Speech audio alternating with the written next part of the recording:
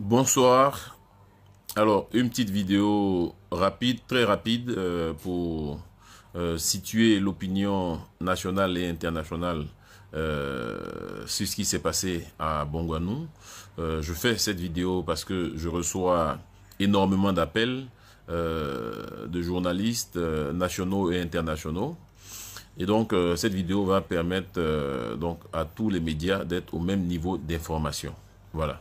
Alors, il faut savoir que en début d'après-midi, donc d'aujourd'hui, il y a un commando qui a escaladé la clôture du président Afi à Bongouanou, sa résidence de Bongouanou, et est allé donc incendier la résidence et est reparti en sautant la clôture. Voilà. Donc, ils ont sauté la clôture, ils sont venus, ils ont mis le feu et ils sont repartis de la même manière.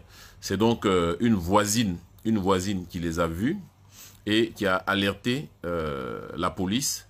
Et c'est le commissaire de police de Bongouanou lui-même qui a appelé le président Afi donc pour l'informer de la situation.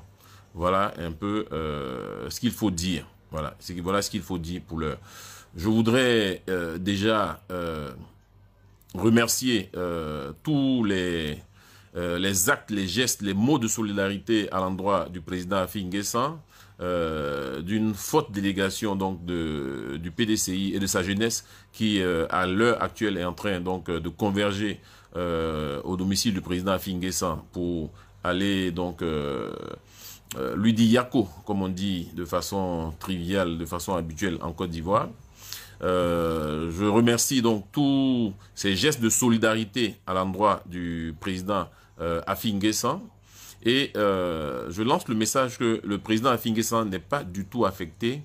Il reste déterminé à poursuivre ce combat qu'il a engagé pour qu'il y ait des élections crédibles, inclusives, transparentes et juste en Côte d'Ivoire. Voilà, donc c'était le direct que je voulais faire. Le président Afi n'a jamais appelé à la violence en Côte d'Ivoire. Tout le monde connaît le président Afi pour son calme, sa tempérance, sa modération. Le président Afi n'a jamais appelé à la violence en Côte d'Ivoire. Ceux qui sont allés brûler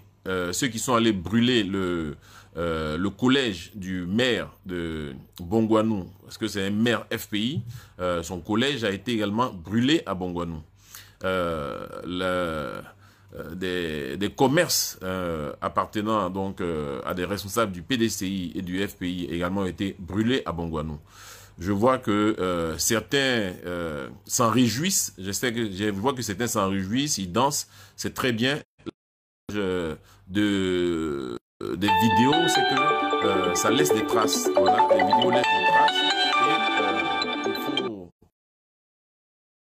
et il faut que ça n'arrive pas qu'aux autres et que ça pourrait donc arriver à tout le monde. Donc, on ne se réjouit pas du malheur des uns ou des autres, mais si cela peut faire le bonheur de certaines personnes, qu'elles continuent à rigoler, qu'elles continuent à danser, c'est cela la vie. Voilà. Donc, c'était juste le petit direct que je voulais faire pour que les journalistes donc arrêtent de m'appeler pour me demander ce qui est arrivé. Voilà. Le président Afi a eu sa résidence déjà à Abidjan entièrement pillée, vandalisée, même les carreaux ont été emportés.